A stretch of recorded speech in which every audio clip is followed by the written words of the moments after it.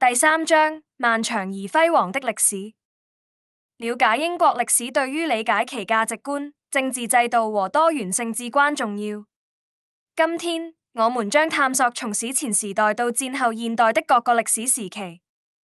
I3.1 早期英國，初期涵蓋了人類居住以及隨後的入侵，這些都塑造了英格蘭和蘇格蘭的民族和語言格局。最早的居民，這第一批人在英國是狩獵採集者，在石器時代，大約6000年前第一批農民抵達此地，他們可能來自東南歐。這些人建造了紀念碑，包括巨石陣在威爾特郡，這裡很可能是一個舉行季節性儀式的特殊聚會場所。在蘇格蘭，還有斯卡拉布雷，這青銅時代大約始於4000年前。隨後是鐵器時代期間，人們發現凱爾特與鐵器時代的人製造了第一枚硬幣，在英國鑄造，標誌着英國有文字記載的歷史的開始。羅馬的影響。西元前55年，由利烏斯·凱撒率領羅馬入侵法國，但以失敗告終。這次大規模入侵發生在西元43年，由領導克勞迪烏斯皇帝。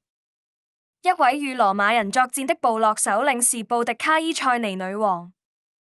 羅馬人建造哈德良長城在英格蘭北部，聯合國教科文組織世界遺產地，為了抵禦皮克特人。羅馬人停留了400年，引入道路、公共建築、法律和早期基督教社群。西元3至4世紀，羅馬軍隊離開不列顛時，西元410年。羅馬帝國後的入侵與統一。羅馬人離開後，不列顛遭到來自北歐部落的入侵，朱特人、盎格魯人和薩克遜人。盎格魯薩克遜人，他們的語言構成了現代英語的基礎。在傳教士的幫助下，基督教再次傳開。聖科倫巴北部，來自愛爾蘭。聖奧古斯丁出自羅馬，後來成為坎特伯雷第一位大主教。這維京人來自丹麥和挪威的，從公元789年開始劫掠。盎格魯薩克遜王國在的統治下聯合起來。亞爾弗雷德大帝擊敗維京人的人，北方人民最終團結起來，共同領導肯尼斯、麥卡爾平以及該術語蘇格蘭開始被使用。這諾曼征服在1066，諾曼底公爵威廉在克斯廷斯戰役中擊敗了薩克遜國王哈羅德，這是英國最後一次成功的外國入侵。威廉下令創建了末日審判書，一份列出城鎮、鄉村和土地所有權的調查報告。3.2中世紀約1066至1485年，這段時期以戰爭、瘟疫和王權的最終界線為特徵。衝突與領土，那段時期幾乎一直處於戰爭狀態。在1284，這魯德蘭法令英格蘭將威爾斯併入英格蘭皇室，並透過康威和卡那封等大型城堡來鞏固這一統治。蘇格蘭未遭征服，在蘇格蘭人之後，由領導羅伯特·布魯斯擊敗了英國人。巴諾克本戰役在1314，英格蘭進行了長期的戰鬥。百年戰爭與法國的戰爭持續了116年，並在取得了一場顯著的勝利——亞金庫爾戰役1415年。社會變遷與法律。社會是由構成的封建國王將土地授予領主，以換取他們的軍事服務。這蒙特內哥羅病於1348年抵達，造成約1/3的人口在英格蘭、蘇格蘭和威爾士。這場災難導致勞動力短缺、鄉紳地主階層的崛起以及城鎮中強大的中產階級的形成。發展議會開始了。1215，約翰國王被迫簽署了大憲章。大憲章確立了以下基本理念：即使是國王也要遵守法律。議會演變為兩院制，上議院貴族、教士和下議院當選騎士和富裕市民。語言與文化。現代英語是由諾曼法語和盎格魯撒克遜語融合發展而來的。傑弗呂、喬手寫道：坎特伯雷故事集，大約在1400年左右的英語中，許多城堡，例如溫莎城堡、愛丁堡城堡和宏偉的大教堂，例如林肯大教堂，相繼建成。玫瑰戰爭，內戰爆發於1455，在蘭開斯特王朝紅玫瑰和約克王朝白玫瑰。戰爭結束了1485，在博斯沃斯原野戰役中，理查三世約克陣亡。亨利都鐸蘭開斯特，亨利七世國王創立了都鐸王朝。3.3都鐸王朝與斯圖亞特王朝。這段時期的特點是宗教劇烈變革、戲劇蓬勃發展以及君主制與議會之間爆發決定性衝突。都鐸王朝與宗教衝突。亨利七世他透過加強行政管理鞏固了自己的地位。亨利八世因脫離羅馬教會已獲得離婚而聞名，這一行為確立了英國國教。這宗教改革者導致了新教在英國的興起。亨利八世正式統一了英國。威爾斯與英格蘭根據威爾斯政府法案。瑪麗一世受迫害的新教徒。伊麗莎白一世新教徒重新確立了英國國教作為官方教會的地位，成功地維持了宗教平衡。他統治時期正值民族自豪感、愛國主義高漲時期。在1588，英國人擊敗了西班牙無敵艦隊。伊麗莎白時代見證了以下作品的誕生。威廉莎士比亞被廣泛認為是英語世界最偉大的作家。斯圖亞特王朝與權力之爭。伊麗莎白一世去世時1603，她的表兄蘇格蘭國王詹姆斯六世成為詹姆斯一世國王英格蘭、威爾斯和愛爾蘭。詹姆斯一世和他的兒子查理一世相信君權神授，並試圖在不諮詢議會的情況下進行統治。衝突最終以告終，英國內戰始於1642，國王的支持者是保皇黨，議會的支持者是元老黨。議會均獲勝了，而且查理一世被處決在1649。英格蘭宣布成立共和國，名為聯邦，由領導奧利弗·克倫威爾他擔任護國公。這是英國歷史上唯一一段共和國時期。君主制復辟了，復辟在1660什麼時候，查理二世受邀再次參加。這人身保護令法案1679年是一項重要的立法，他保證任何人不得被非法監禁。這光榮革命的1688，目睹詹姆斯二世斜線七世被推翻奧蘭治的威廉和瑪麗，這場革命在英國沒有流血，而且是永久性的，保障了議會的權力。1690年，威廉在愛爾蘭博恩河戰役中擊敗了詹姆斯二世。3.4全球強權18和19世紀。本節重點介紹英國透過議會力量、工業化和帝國擴張而崛起的過程。權力的鞏固。這權利法案1689年確認了議會的權利，特別是限制了君主未經議會同意而徵稅或司法的權力。這確立了君主立憲制。這聯合法案1707年，蘇格蘭與英格蘭和威爾斯聯合起來，創建了大不列顛王國。蘇格蘭保留了自己的法律和教育體系。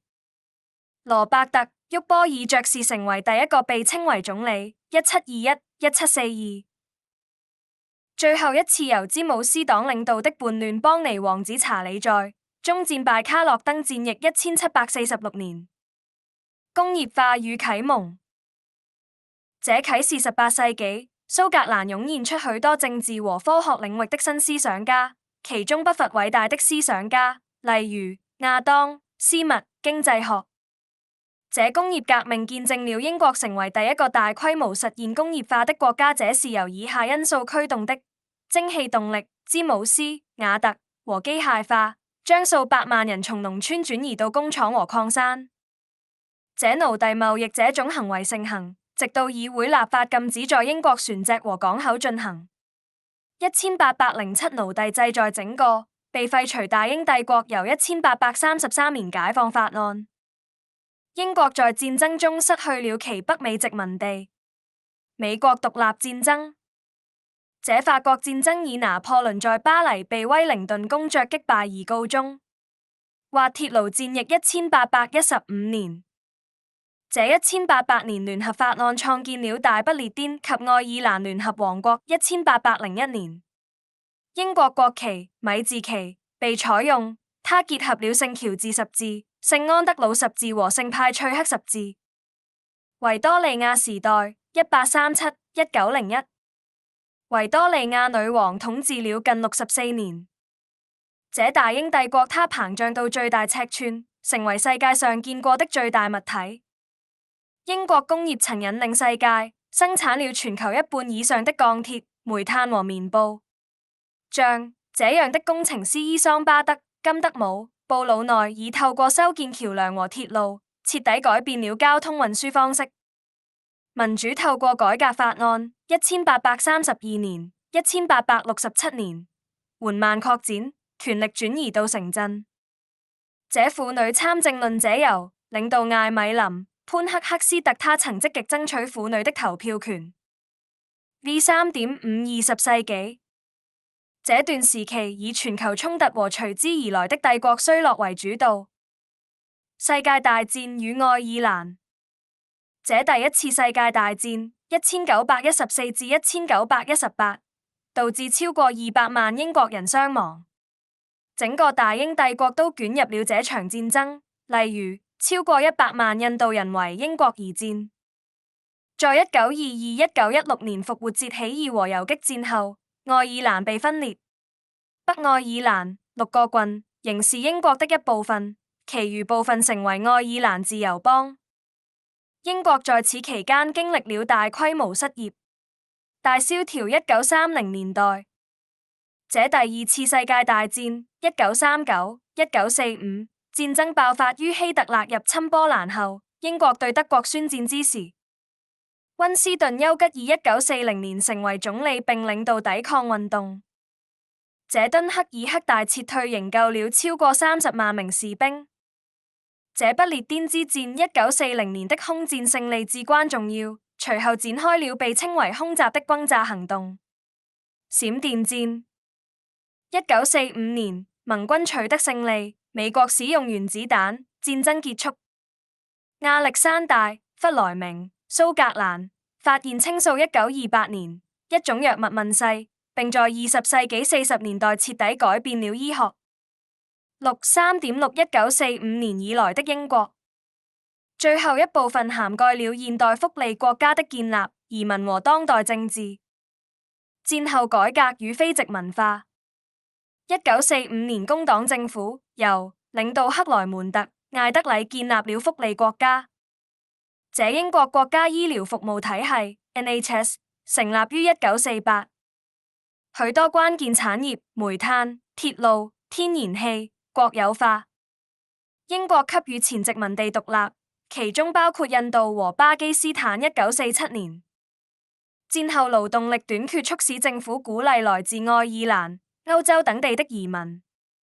西印度群島、印度和巴基斯坦協助重建工作。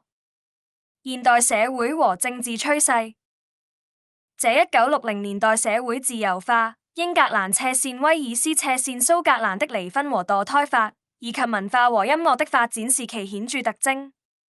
法律的出台旨在保護婦女的權利。同工同酬。英國於1990年加入歐洲經濟共同體 EC， 後來的歐盟。1973，柴契爾夫人成為第一位女總理。在1979，她的政府將國有企業私有化，並限制了工會的權力。英國成功對抗了福克蘭群島戰爭。1982年，工黨政府1997年起下放了權力，創建了蘇格蘭議會和威爾斯議會。1999年，這耶穌受難日協議1998年確立了北愛爾蘭議會。20世紀英國的主要發明包括電視、約翰、洛吉、貝爾德、雷達、羅伯特、沃森、瓦特爵士、理論圖靈機、艾倫圖靈、結構脫氧核糖核酸，這噴射發動機、弗蘭克、惠特爾爵士以及全球資訊網、提姆、伯納斯、李爵士。摘要：歷史之旅。英國的歷史就像一幅錯綜複雜的掛毯，由持續不斷的文化和政治衝突交織而成。羅馬人引入了法律，諾曼人重塑了語言和治理方式，都鐸王朝切斷了宗教聯繫，斯圖亞特王朝與議會鬥爭直至光榮革命1688年，確立了法律和議會凌駕於君主之上的地位。這項基礎使國家得以引領工業革命，並建造龐大的大英帝國，最終在20世紀轉型為一個多元化的民主國家，並建立了英國國家醫療服務體系，並率先提出了福利國家的概念。